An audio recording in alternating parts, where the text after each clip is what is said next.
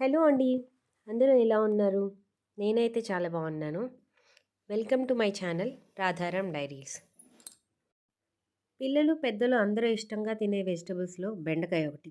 నేను బెండకాయతో చేపల పులుసుతో equal taste వచ్చే బెండకాయ పులుసు రెసిపీ చూపిస్తున్నాను. చూసేద్దాం రండి. ఇది మా అత్తగారి రెసిపీ అనమాట. చేపల కూరతో ఈక్వల్ టేస్ట్ వస్తుంది. చాలా అంటే చాలా బాగుంటుందన్నమాట. ఇది ప్రాసెస్లోకి వెళ్ళిపోదాం.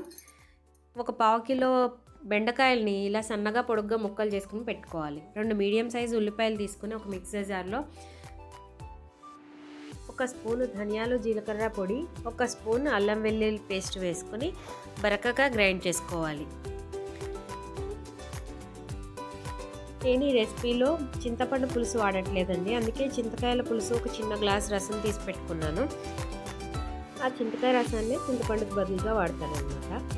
ఇప్పుడు ఒక వెడల్పాటి గిన్నె పెట్టుకొని 2 లేదా 3 గరిటెల ఆయిల్ వేసుకోవాలి. పులుసులకి ఎప్పుడు వెడల్పుగా ఉండే గిన్నెలను వాడుకోవాలి, ఎందుకంటే ముక్కలు చదునైపోకుండా ఉంటాయన్నమాట. ఆయిల్ హీట్ అయిన తర్వాత ముందుగా పేస్ట్ చేసి పెట్టుకున్న ఉల్లిపాయ పేస్ట్ని ఆయిల్లో వేసుకుని బాగా ఫ్రై చేసుకోవాలి. ఇప్పుడే 2 పచ్చిమిరపకాయలు చీరుకొని వేసుకొని ఫ్రై చేసుకోవాలి. ఉల్లిపాయ పేస్ట్ వేగడానికి ఎక్కువ టైం ఏం పట్టదండి, జస్ట్ 2-3 మినిట్స్లో ఫ్రై అయిపోతాయి అన్నమాట. ఇప్పుడు ఇందులో కొంచెం పసుపు వేసుకుని ఫ్రై చేసుకోవాలి.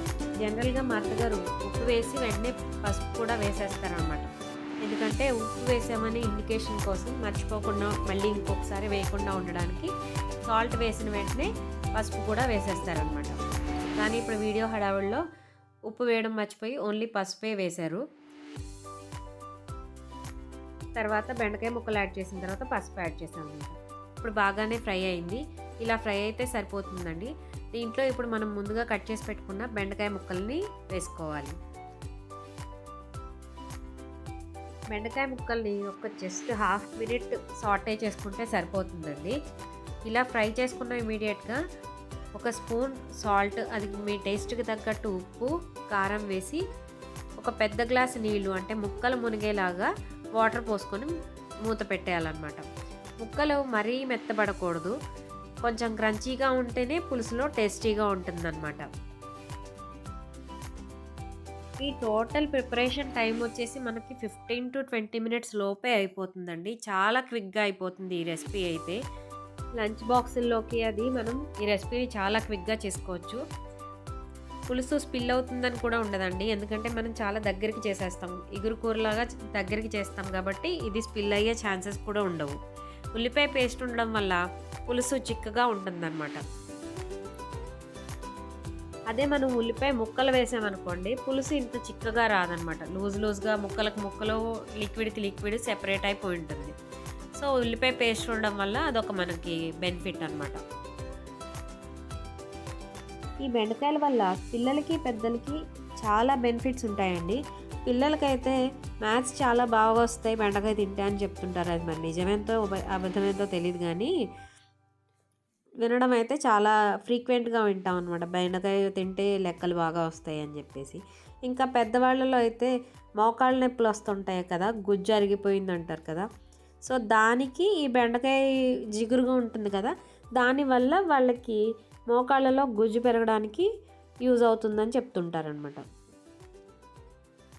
మన పులుసు బాయిల్ అవుతుంది. ఇలా ఒక పొంగు వస్తే సరిపోతుందండి. పొంగు వచ్చిన తర్వాత ముక్కలు కలర్ చెక్ చేసుకుంటే కొంచెం కొద్దిగా మగ్గుంటాయి, కన్సిస్టెన్సీ కూడా దగ్గర పడుతుంది, చిక్కబడుతుంది. సో ఈ స్టేజ్లో మనం ముందుగా తీసి పెట్టుకున్న చింతకాయ రసం ఉంది కదా, అది ఒక చిన్న గ్లాసుడు, లేకపోతే మీ పులుపుకి తక్కువ తినే వాళ్ళైతే కొంచెం తక్కువ వేసుకుంటే సరిపోతుందండి. ఈ ముక్కలకి నేనైతే చిన్న గ్లాస్ తీసుకున్నాను. ఆ చిన్న గ్లాసు చింతకాయ రసం ప్లస్ ఇంకొక గ్లాస్ వాటర్ వేసి కన్సిస్టెన్సీ అడ్జస్ట్ చేసుకోవాలన్నమాట. మీరు కొంచెం లూజ్గా కావాలనుకుంటే ఇంకొంచెం వాటర్ యాడ్ చేసుకోవచ్చు, లేదు చిక్కగా సరిపోతుందంటే చిన్న గ్లాస్ వాటర్ సరిపోతుంది. ఇప్పుడు ఇవన్నీ ఒకసారి మిక్స్ చేసుకొని మూత పెట్టుకుని ఒక 2 మినిట్స్ కుక్ చేసుకోవాలండి. 2 మినిట్స్లో ఒక 2-3 మినిట్స్లోనే మనకి ఒక పొంగు వచ్చేస్తుంది. ఒక పొంగు వచ్చిన తర్వాత మనకి స్టార్ ఇంగ్రీడియంట్ కొత్తిమీర, కొత్తిమీరను వేసుకుని ఎంత కావాలంటే అంత వేసుకోవచ్చు. టేస్ట్ బాగుంటుంది. చేపల పులుసులో చేప మిస్ అయినా పర్వాలేదు కానీ కొత్తిమీర మిస్ అయితే టేస్ట్ అస్సలు ఆగదు. సో కొత్తిమీర వేసుకుని మళ్ళీ ఒకసారి మూత పెట్టుకొని మగ్గించుకోవాలన్నమాట. ఇలా గిన్నెని తిప్పుతూ కదపాలన్నమాట. గరిటె పెడితే ముక్కలు విడిపోతాయి. సో మన కర్రీ అయితే అయిపోయిందండి. ఇప్పుడు ఒకసారి టేస్ట్ చెక్ చేసుకుని ఉప్పు కారాలు అవన్నీ అడ్జస్ట్ చేసుకోవాలన్నమాట. ఇక్కడ కొంచెం ఉప్పు తగ్గినట్టు అనిపించి ఉప్పు వేశారు. సో ఇదైతే ఫైనల్ లుక్ అయిపోయింది మన రెసిపీ. ఇప్పుడు ఉప్పు అడ్జస్ట్ చేసిన తర్వాత అత్తగారు చూపిస్తున్నారు డిష్ అవుట్ చేసి.